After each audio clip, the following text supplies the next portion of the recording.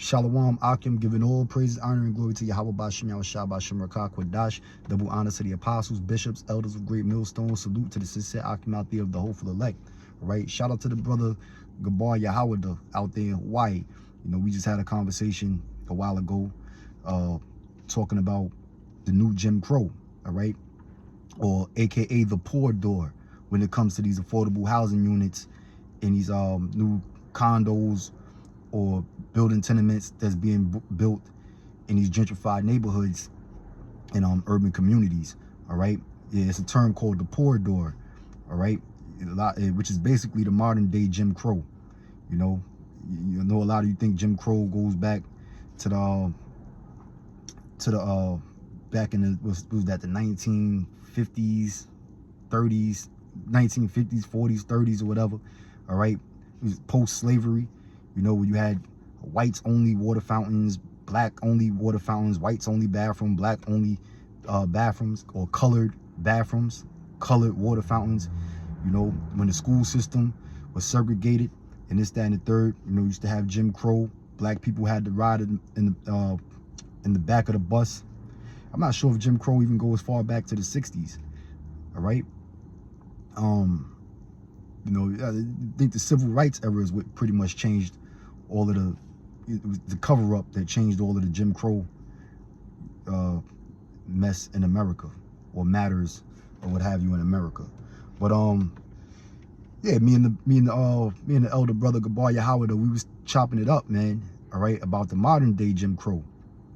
Okay, which is more covert. All right, meaning this under wraps, is more hidden, not really focused on, not talked about a lot, but surely Jim Crow still does exist, you know, and it's basically has to do more of a financial class issue, more so than a race issue, in which when it comes to the what class of people you are in America, it always has to deal with race, okay? Because blacks and Hispanics are the lower class because we're poor. You know, all throughout the scriptures, it tells you that, you know, Israel is poor, all right? And you brothers and sisters out there, you're living in it, man. You're living it, okay? Being a second-class citizen, coming from poor environments, all right? So, you know, so it doesn't have to have signs that say colored people only or white people only, okay? Now it's just poor class. The middle class is being totally obliterated, and then you have the upper class, all right, which is mainly so-called white people, Caucasians, okay? And you know, and it's all scriptural at the end of the day, all right? But let me bring out a few scriptures first. This is the book of Psalms, chapter 73. I'll start at verse 1. It says, "Truly the Most High is good to Israel, even to such as are of a clean heart." Okay, yeah, you brothers that got a pure mind, man, when it comes to this truth. All right, you know, you're not ignorant to the truth, and you're not emotional about the way the truth was presented to you. You know, the prophets are rough men. They speak rough. The Lord deals with men. You know, we speak bold and we speak in good faith and with confidence, man. You know, and a lot of people get offended at that. But if you have a clean heart, then you're not going to be offended at the word of the Heavenly Father and how it's presented, okay? It says, "But as for me, my feet were almost gone, my steps had well nigh slipped. For I was envious at the foolish when I saw the prosperity of the wicked." All right? So, seeing the prosperity of the wicked, you know, and envying after the wicked can make you damn near fall out of the truth, man, you know? And, you know, because it's so easy to get fast money, and and opportunity presents itself easily to embrace wicked acts in order to achieve success in this society, you know. So if you're grounded in the truth, you know, you got to have that spiritual fortitude to be able to resist the tempter, the devil, Satan, you know, to get you to slip, to get you to slip, to gain wealth and success in this society, all right? Because when you see the so-called white man and the way he's living, they used to have a TV show back in the days called Lifestyles of the Rich and Famous, okay? But all the people that are rich and famous, most of them have done corrupt, wicked things to become rich and famous, you know? And if any of them was inherited riches from their predecessors, you best believe their forefathers will have done wicked, corruptible acts in order to pass on that generational wealth to the next generation, all right? So it says, but as for me, my feet were almost gone, my steps had well nigh slipped, for I was envious at the foolish. The so-called white man is the foolish, okay? It says, when I saw the prosperity of the wicked, and the so-called white man is prospering. He is the wicked, and he is prospering. He lives in the best places on the earth. Like what it tells you in the book of Genesis, that's his blessing, okay? That's the other scripture that I got lined up that I'm going to bring out through the Spirit, all right? These devils, they got it going on, man, you know, and that's all over the world. You know, they you know, when you vacation out there in these islands in the Caribbean, whether it's DR, whether it's Jamaica, okay, whether it's Puerto Rico, all right? The brother Gabar Yahweh went to Brazil, and he was describing how it is out there in Rio de Janeiro to me, and how, you know, they got mansions on the beach, you know, and it's separated by a wall that goes up like a mountain or a hill, where all the poor people live at, which is Jake, you know, the natives of Brazil, you know, all the Israelites, they living in these squalors and these fucking shanty towns and what have you, all right, that, you know, that gets affected by mudslides, all kind of shit, while the so-called white man is living like a goddamn king on the beach, kicking his feet up, relaxing, chilling, all right, okay?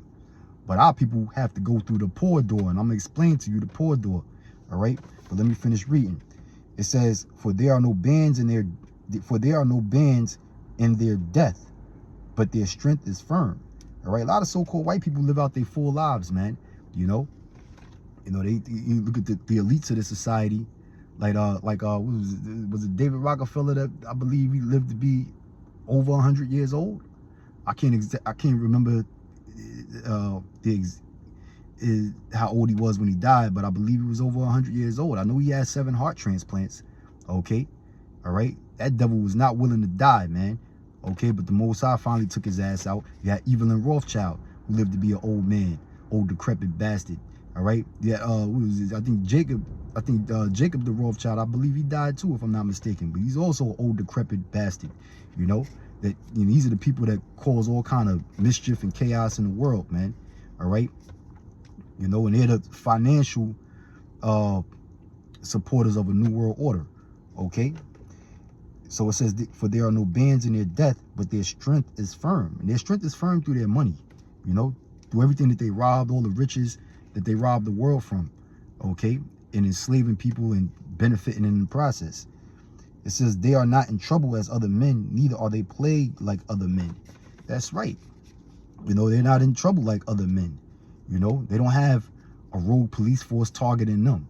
Like you Jakes out there that's just working a regular 9-to-5 job, you know, but on your commute to work, you worried about getting pulled over. You might have some fucking young cracker cop from the suburbs who was trained in the police facility over watching movies like Menace to Society and Boys in the Hood, okay? And to him, all black niggas is just stereotypically alike bunch of hoodlums, okay? But meanwhile, you might be working a 9-to-5 job, and this fucking new rookie cop is quick on the trigger, ready to blow your brains out, you know? Okay? But the so-called white man, they don't have to worry about shit like that, because the so-called justice system in America is basically for them, you know? So they're not in trouble like other men, and they're not plagued like other men in that aspect, all right? You know? So, because they're in their heaven right now. They're under, you know, they're blessed. They're blessed right now, pursuant to the blessing that Isaac gave unto his son Esau, all right? Because the so-called white man descended from Esau. They are the nation of Edom. They're not Israelites, despite with them rats out there in Tel Aviv and Jerusalem is saying today, and them rats out there on Eastern Parkway in Brooklyn are claiming to be those imposters, all right? But they're not the real Jews. They're in fact the opposite. They're the fraternal twin brother of Jacob, whose name was Esau, okay? and Esau's name was changed to Edom, which the word Edom means red, and that's what these devils are. They're red. Okay. This is Genesis chapter 27, verse 38. It says, and Esau said unto his father, hast thou but one blessing, my father? Bless me, even me also, O my father.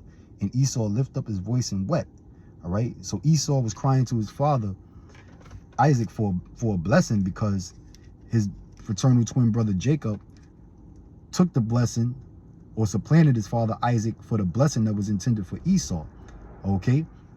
So Jacob wound up getting the blessing, which that blessing is the kingdom of heaven, eternal rulership on earth, you know, to have spiritual power and to have eternal life.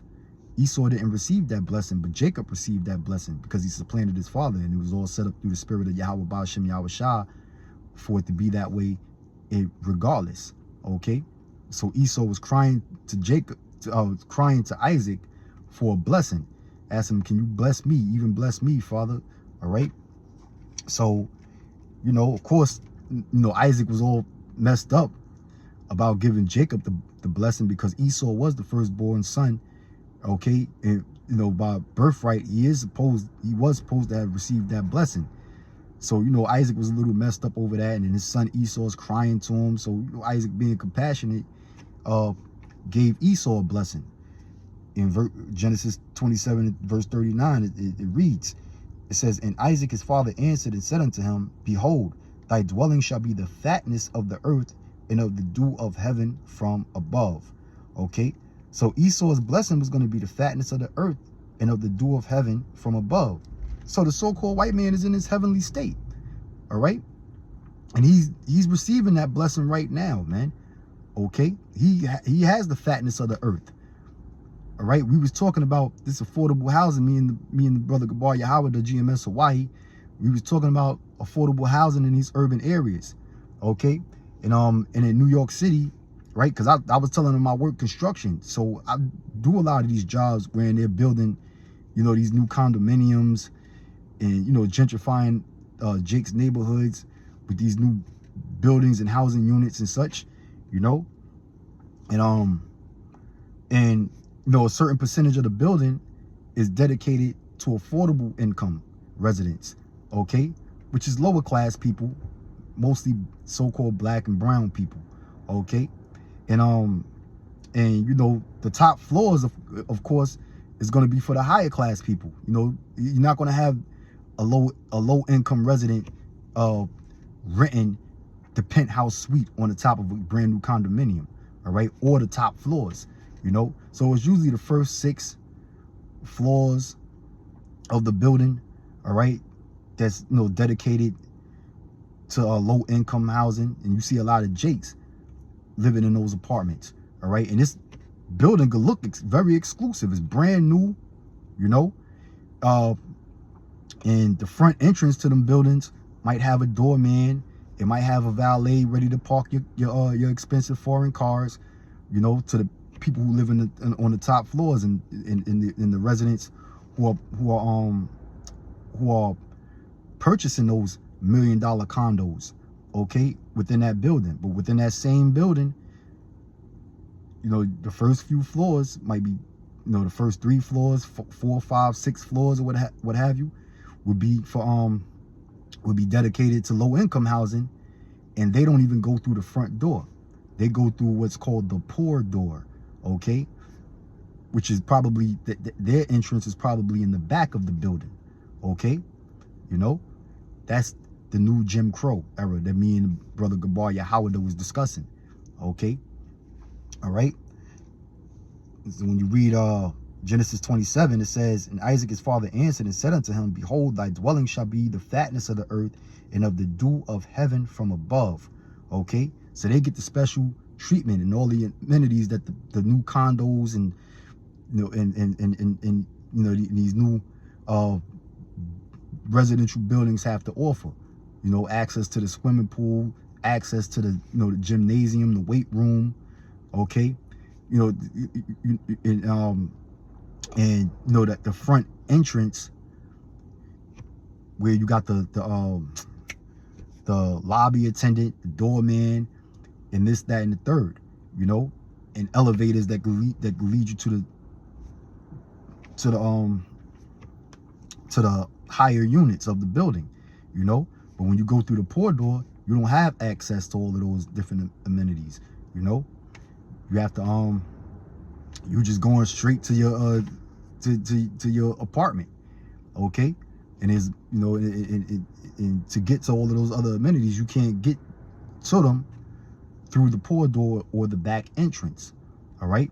But it's required by law that these new housing units have a certain amount of affordable income units for lower class residents, all right.